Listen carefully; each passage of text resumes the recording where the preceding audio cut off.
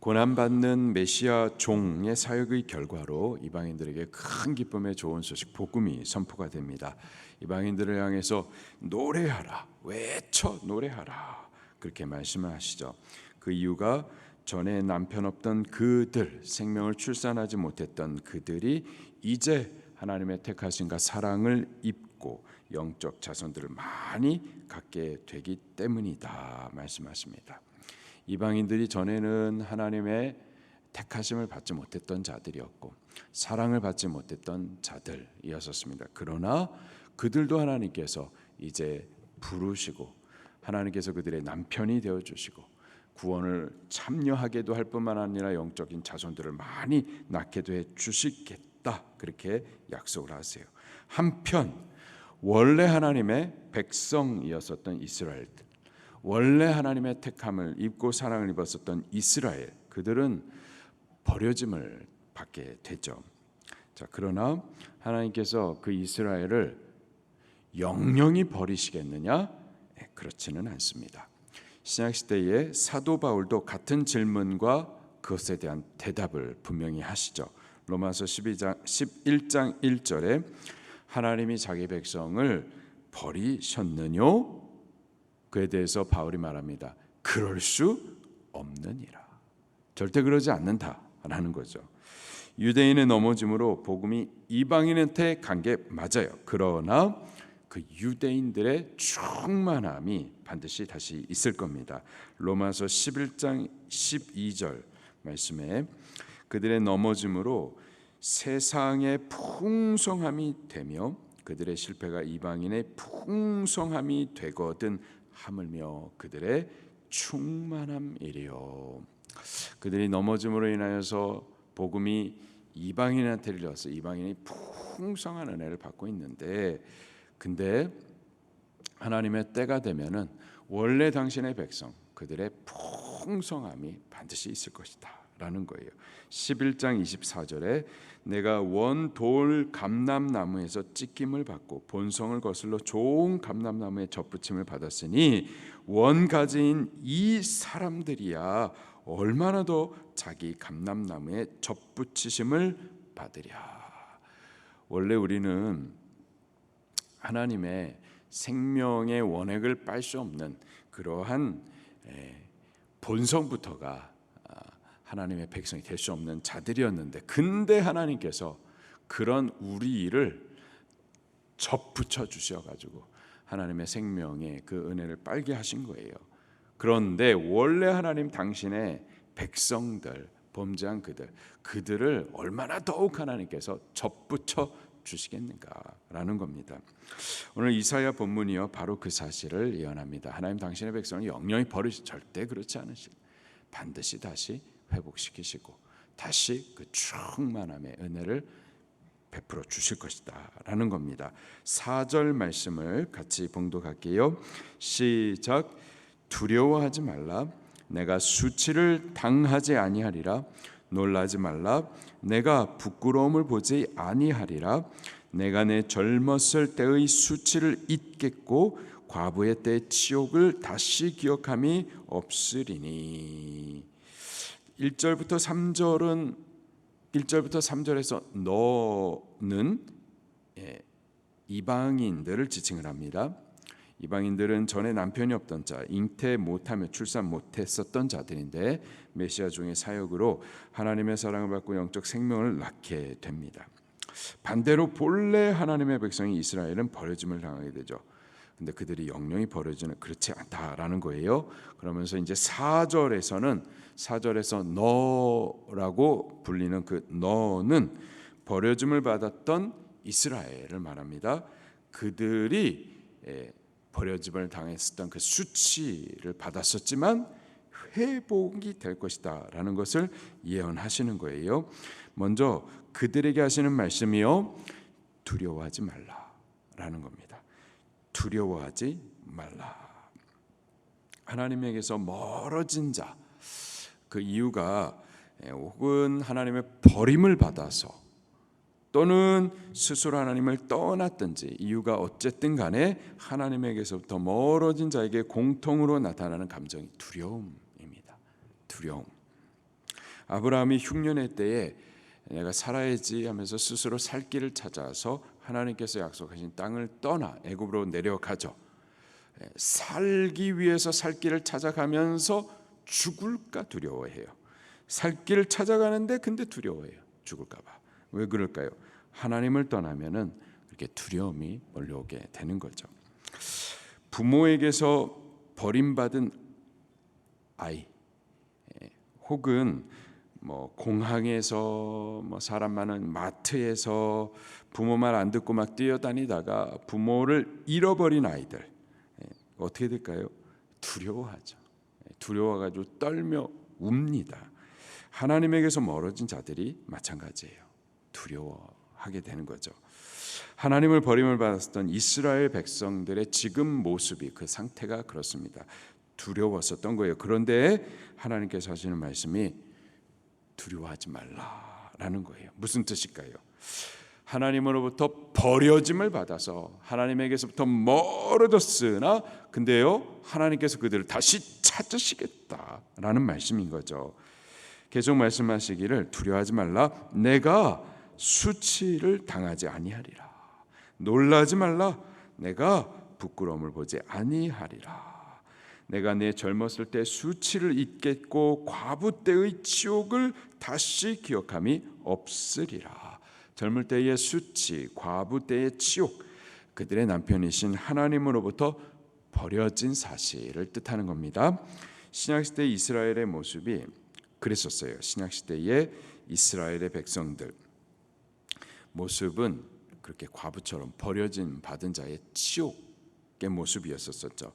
이방인들은 하나님의 택하심을 사랑하심을 입어가지고 구원에 참여하고 많은 영적 자손을 낳는 동안에 이스라엘은 과부로 표현되기에 딱 맞았었습니다.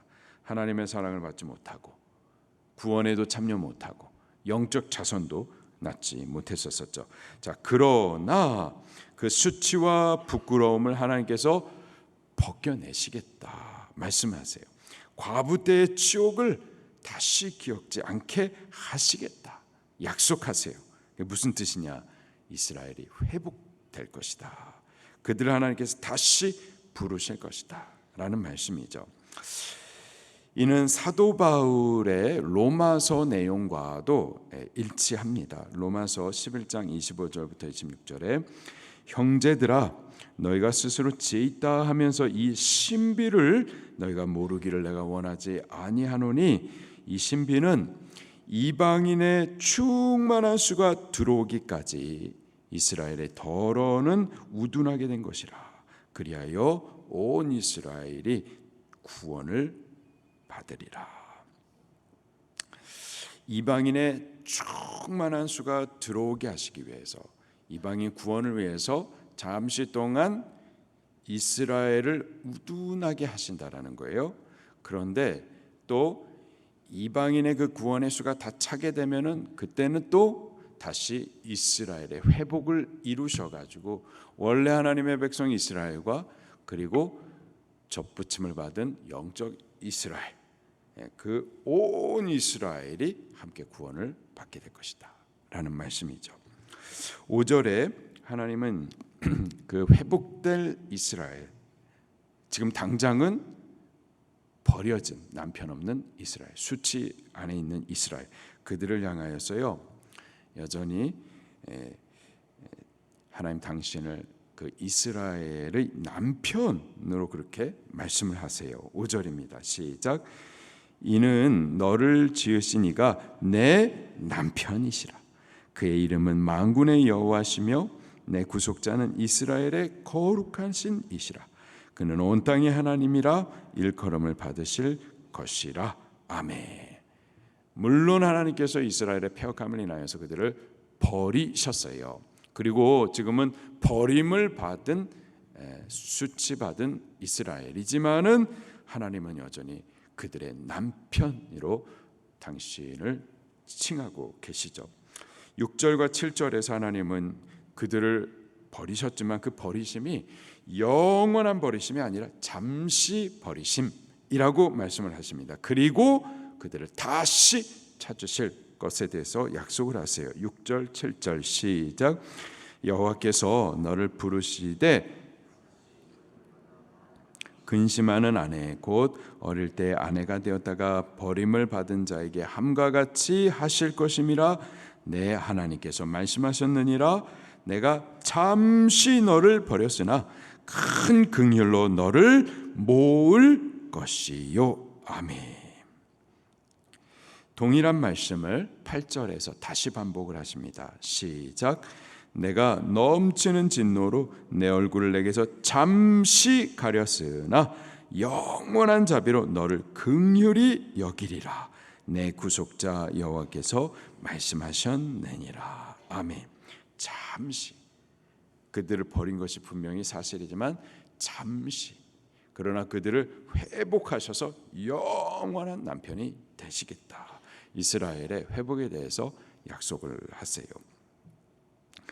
이스라엘은 하나님의 본래 사랑을 받았었던 택한 백성이죠. 하나님이 그들의 남편이 되십니다. 이스라엘의 죄와 패역으로 하나님께서 잠시 그들을 버리셨으나 그러나 영원히 버리시는 것은 아닙니다. 버리셨으나 다시 찾으세요. 그들의 수치와 부끄러움을 씻어내시고 다시 거룩하고 영광스럽게 당신의 백성으로 세워주실 겁니다. 우리 두 가지 사실을 좀 기억하셔야만 하겠습니다. 첫 번째로요, 이스라엘, 하나님의 원래 택함 받은 백성, 원가지. 근데 하나님은요, 그들도 꺾어내셨어요. 그들도 버리셨습니다. 무슨 말이냐? 접붙임을 받은 이방인 성도들, 우리도요, 하나님 앞에 계속해서 패역하고 믿음에서부터 자꾸 거부하고 그러면요, 우리는 어떻게 될까요? 우리는 절대 하나님께서 버리시지 않는다. 원가제인 하나님 당신의 백성도 버리셨으니, 꺾으셨으니 접붙임을 받은 우리야 얼마나 더 두려워해야 하는지 우리 아셔야만 하는 겁니다. 로마서 11장 20절 22절 말씀에 이방인 성도들을 향해서 하는 말이에요. 높은 마음을 품지 말고 도리어 두려워하라. 하나님이 원가지들도 아끼지 아니하셨은즉 너도 아끼지 아니하시리라. 그러므로 하나님의 인자하심과 준엄하심을 보라. 넘어지는 자들에게는 준엄하심이 있으니 너희가 만일 하나님의 인자하심에 머물러 있으면 그 인자가 너희에게 있으리라. 그렇지 않으면 하나님의 그 인자하심, 은혜 가운데 머물러 있지 않으면, 그렇지 않으면 너도 찍히는 바 되리라. 두려워하셔야만 하는 겁니다. 우리 절대 높은 마음을 품지 말고 도리어 두려워하셔야만 합니다. 나도 예수님 믿어. 절대 하나님 나를 버리지 않으실 거야. 하나님이 버리지 않는 백성은요, 하나님에 대한 두려움이 있어요. 두려움. 절대 나는 예수님 믿는다 자신하면서 담대히 죄짓지 못합니다. 높은 마음을 품지 말고 두려워하셔야 되겠어요. 항상 겸손하면서 그 믿음 안에 은혜 가운데 거하셔야만 하겠습니다. 두 번째로 이스라엘 백성들, 그들 하나님께서 버리셨죠. 근데 잠시 버리시고요, 영영이 버리신 것은 아니셨습니다. 그리고요, 버리셨지만 다시 부르세요. 회복하십니다. 자, 이 사실을 인하여서 우리도 또 깨달아야 될 것이, 우리가 하나님의 은혜를 떠날 수 있어요. 범죄할 수 있습니다. 그러나 언제라도 우리가 회개하면은요, 하나님 그분 우리를 다시 영접해 주십니다. 회복시켜 주세요. 그 회복의 약속에 대해서 누가복음 15장에 비유를 통해서 세 개의 비유를 연거퍼서 말씀하시면서 우리에게 확신을 주십니다. 잃어버린 드라크마, 잃어버렸어요.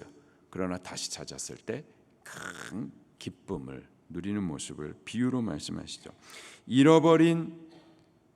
잃어버렸다가 다시 찾은 양, 목자의 음성 듣기 싫어가지고 나갔었던 그 패역한 양, 그런데 다시 찾았을 때 기뻐하면서 업어서 데리고 오죠. 그리고 마지막으로 둘째 아들, 죽지도 않은 아버지에게서 유산을 받아서 멀리 떠난 그 탕자. 근데요, 그 탕자가 회개하고 돌아왔었을 때 그 아버지가 이 못돼 처먹은 놈, 나갈 때는 네가 나갔지만은 들어올 때는 네 멋대로 네 뜻대로 못 들어와. 절대 그렇지 않아요. 그 아들이 돌아오기만을 기다리고 있었었던, 그리고 멀리서도 거지가 돼버린 그 아들을 알아보고 뛰어와 얼굴을 막 서로 안으면서 그 더러운 거지의 옷을 벗겨내고 새 옷을 갈아입히고, 또 거지처럼 나간 자식이지만은 그 손에다가 아들됨의 권세의 표인 가락지를 다시 끼워주고, 그렇게 아버지를 통해 회복시키시는 하나님 그 모습을 누가복음 15장에 3번이나 연속적으로 우리에게 보여주시죠. 우리 하나님을 떠났다 하더라도 회개하고 돌아오기만 한다면은 하나님은 미쁘시고 의로우사 우리를 얼마든지 다시 영접해 주시는 분이십니다. 우리 한 가지만 더 나눌게요. 그리고 그 일을요, 그 회복해 하시는 일을 하나님께서 이루어 주실 거예요. 로마서 11장 23절에 보니까요, 그들도 믿지 않은데 머무르지 아니하면 접붙임을 받으리니 이는 그들을 접붙이실 능력이 하나님께 있음이라. 바울이 쓴 말인데요, 로마서 말씀이죠. 로마서는 이방인들에게 쓴 편지지만은, 로마에 있는 이방인 성도들에게 쓴 편지지만은, 그 편지를 쓰면서 9장부터 11장에 자기 동족, 바울의 혈육이었었던 유대인들에 대하여서 그 애틋함을 기록을 하는데요, 자기 동족 유대인의 구원의 일을 위하여서 필요하다면 내가 저주를 받기까지, 그리스도에게서부터 끊어지기까지, 그렇게 해서라도 유대인들의 구원이 이루어진다면은 그러면 좋겠다 할 정도로 자기 민족 구원에 대한 열망을 갖고 있었었죠. 자, 그런데 바울이 당시의 유대 민족을 보면은 정말 패역하기 그지가 없어요. 그리스도의 복음의 원수 노릇을 하고 그리스도를 못 박아 죽이고 그리스도를 복음을 증거하는 이 바울을 갖다가 그렇게 죽이려고 하죠.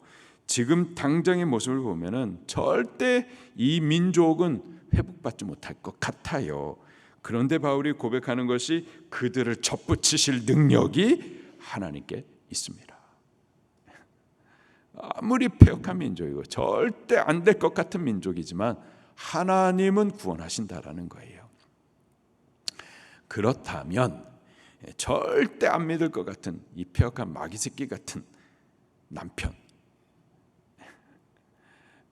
절대 안 믿을 것 같은 그 사람, 그 놈, 근데요 하나님은 능력이 있으십니다. 그 능력의 증거로 바울과 같은 사람도 원래는 사울이었는데 그걸 바꿔가지고 하나님을 구원에 참여하게도 하시고 영적인 자손도 낳게도 해주신 그 증거가 바울에게 있죠. 하나님은 능력이 있으세요. 얼마든지 그 구원의 일들을, 회복하는 일들을 이루실 수가 있습니다. 그러니 우리는 하나님을 믿으셔야만 하겠어요. 북한 구원하실까요? 하실 수 있습니다. 반드시 하나님을 믿으셔야 돼요. 우리 그렇게 하나님을 믿으면서 기도하는 겁니다. 그리고 믿고 기도하는 동안에 반드시 하나님은 이루어 주실 줄로 믿습니다. 우리 말씀 붙들고 통성으로 기도하시겠습니다.